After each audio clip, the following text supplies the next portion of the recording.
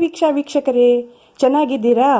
ನಮ್ಮ ಹೆಲ್ದಿ ರೆಸಿಪಿಯಲ್ಲಿ ರಾಜನೆಲ್ಲಿಕಾಯಿಯ ತಂಪಾದ ಪಾನೀಯವನ್ನು ಹೇಗೆ ಮಾಡುವುದೆಂದು ನೋಡೋಣ.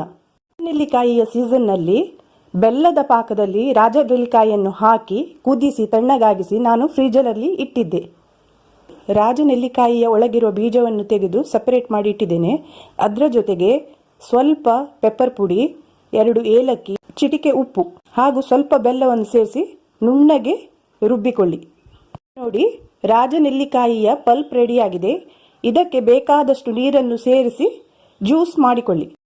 ಬೆಟ್ಟದ ನೆಲ್ಲಿಕಾಯಿಯಲ್ಲಿ ಇರುವಂತೆಯೇ ರಾಜನೆಲ್ಲಿಕಾಯಿಯಲ್ಲಿಯೂ ಸಿ ವಿಟಮಿನ್ ಹೇರಳವಾಗಿದೆ.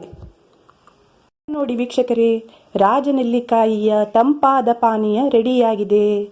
ಈ ಪಾನೀಯವನ್ನು ಕುಡಿಯಲು ರುಚಿಕರವಾಗಿರುತ್ತದೆ ಹಾಗೂ ದೇಹಾರೋಗ್ಯಕ್ಕೂ ಒಳ್ಳೆಯದು.